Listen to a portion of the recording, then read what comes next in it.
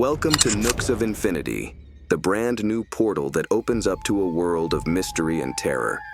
Prepare yourself to dive deep into dark tales, eerie paranormal experiences, and secrets that challenge our very understanding of reality. I dare you to cross that threshold and join us on this intriguing journey into the depths of the unknown. If you decide to watch this video, brace yourself. It might just keep you awake tonight. Today, I am going to share with you something very real, something that I experienced firsthand. So I encourage you to watch it until the very end and draw your own conclusions. I am your host at Nooks of Infinity, and this is merely the beginning of the fascinating stories I have to share regarding my experiences with the Ouija board. Make sure to subscribe to the channel so you don't miss any of the upcoming tales. Let's delve into the story. Throughout my life, I have always been a restless individual. Ever since I was a child, the nights turned into a battlefield where my fear of the dark clashed with my insatiable curiosity for answers that seemed perpetually out of reach. Where do we come from? Is there truly life after death? These haunting questions lingered in my mind. During my teenage years, around the age of 15 or 16, my friends and I frequently gathered to discuss these profound concerns. We spent countless nights sharing scary stories and debating the existence of ghosts, the paranormal, and the inexplicable.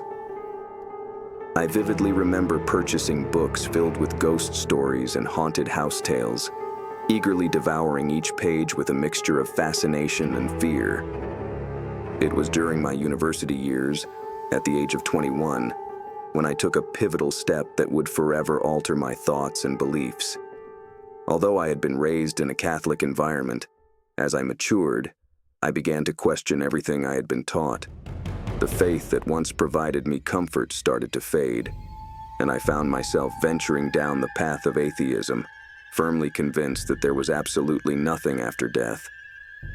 In that moment of uncertainty and exploration, a group of friends decided it was high time to try something we had never attempted before: the Ouija board.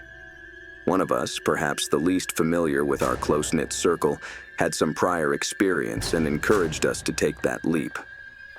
One of our friends had the perfect location for our experiment. It was the mezzanine of the building where he lived, a space typically used for community meetings. This quiet place, far removed from curious eyes, was ideal for immersing ourselves in the unknown. We set up our makeshift Ouija board on the old, heavy elliptical wooden table situated in the room. We cut pieces of paper to write out all the numbers, the letters of the alphabet, and the words yes and no, as well as hello, goodbye, good, and bad. To be honest, we didn't really have a clear idea of how it worked, other than the suggestions of our friend, who claimed to have more experience in these matters. We lit some candles that flickered softly, casting dancing shadows on the walls around us. Holding hands, we found ourselves caught between nervous laughter, concentration, and a touch of skepticism as we formulated our very first question: is anyone there? We carefully placed a glass upside down in the center of the table and gently rested our index fingers on it. After a few brief seconds that felt like an eternity, the glass began to move. Everyone's first reaction was one of disbelief. We immediately thought that one of us must be pushing it. In those early moments, our minds scrambled to find logical explanations: deception, trickery. After all, we were surrounded by young people, and one of us, supposedly more experienced, had initiated this whole adventure. Skepticism mingled with excitement, and that delicate duality kept us on edge. Was it merely a trick, or were we on the verge of opening a door to the unknown? Those initial moments of disbelief quickly transformed into awe just minutes later, and for over 4 hours, we remained captivated in front of the board. The glass moved with an inexplicable force that was hard to comprehend, and the responses to our questions were so coherent that the idea of one or several of us manipulating it seemed utterly impossible. we were left astonished to see that the glass followed a series of patterns and algorithms. For instance, it always returned to the center, creating a sort of spiral, a nearly hypnotic flow that kept us completely enthralled. The strangest occurrence was what happened when one of us, exhausted, lifted their finger. There was an evident disconnection, and the glass began to draw the symbol of infinity on the table. Why that particular symbol? It felt as though contact and control were lost in those moments, but as soon as the person placed their finger back on the glass, it resumed its usual movement, returning to the routine of responses that left us in utter astonishment. That encounter with the unknown began to take shape, and the line between reality and the supernatural blurred right before our very eyes. That night marked just the beginning, our very first test in the face of the unknown. We all left that room with adrenaline coursing through our veins, goosebumps racing down our arms, and absolute exhaustion after so many hours in front of those letters and numbers. The next session didn't take long to organize. Same place, same table. But this time, some new skeptical friends joined the group, bringing our total to 7 people.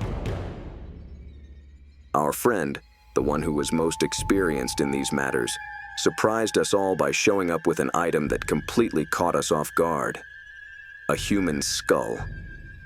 He explained that his brother had purchased it during one of his travels to South America. This daring move to bring such an object into the session raised quite a few eyebrows. Who could possibly think that was a good idea? Yet, it seemed like a sort of omen for what awaited us that night. We set up the makeshift board once again on the community meeting room's elliptical table, placing the skull to one side. That night, the situation spiraled into complete chaos. The glass moved with incredible ease and speed, barely giving us time to read the words, connect the letters, and understand the phrases that were forming. It seemed as though the supposed spirits we were communicating with were thoroughly enjoying themselves, playing with us at every turn. The dynamic was simple. We would ask questions, and the glass would respond, pointing letter by letter, number by number. Our inquiries were typical for our age, lighthearted and superficial, but soon we discovered that the more confident we became, bam! A phrase would appear that left us utterly stunned. Phrases like, "I want your death." The spirit's personality seemed to shift dramatically. It assured us it had good intentions, but suddenly, it began to mock us, generating conflicts among those present or even resorting to cursing. The tension escalated, particularly when one of the spirits developed a disturbing obsession. It expressed a desire to leave the board and approach our friend. The skull. Every time the glass attempted to move to the edge of the table, we were forced to get up to follow it without lifting our fingers. We all knew that if one of us lifted a finger, the glass would lose control and start spinning wildly, once again drawing the symbol of infinity. Intrigued by this spirit's fixation on the skull, we decided to ask directly why it was so drawn to it. Deep down, we understood that the answer might not bode well, but we never imagined the impact it would ultimately have. Letter by letter, the glass spelled out, "You all die." In that moment, I could feel the hairs on my arms stand on end. The glass began to move toward the edge of the table as if it had a will of its own, and we asked if it wanted to break the glass. The answer was an unequivocal yes. Someone remembered hearing that if the glass broke, the spirit would become trapped, and we wouldn't be able to conclude the session. But before we could react, the glass fell and shattered on the floor. Left without a glass to continue, we improvised and decided to use a pack of Marlboro cigarettes. The most unsettling part was that it actually worked, and the cigarette pack began to spin to mark the letters, always guided by the tip of the white triangle from the Marlboro logo. Our surprise and fear only intensified as the spirit continued to mock us, throwing out threatening phrases, and for some inexplicable reason, it seemed to target me specifically. I vividly remember how it warned me, "Don't drive, or you will regret it." That night, after hours filled with tension, I left in absolute shock. But the worst part was still yet to come, going home and confronting the darkness of my own room. Back in the silence of my room, lying on my back, I attempted to sleep, but my mind was racing with everything that had occurred. What could that shadow be lurking next to the door? What explanation could possibly exist for all this? If we were indeed communicating with the beyond, perhaps I would finally obtain the answers I had been searching for since my childhood.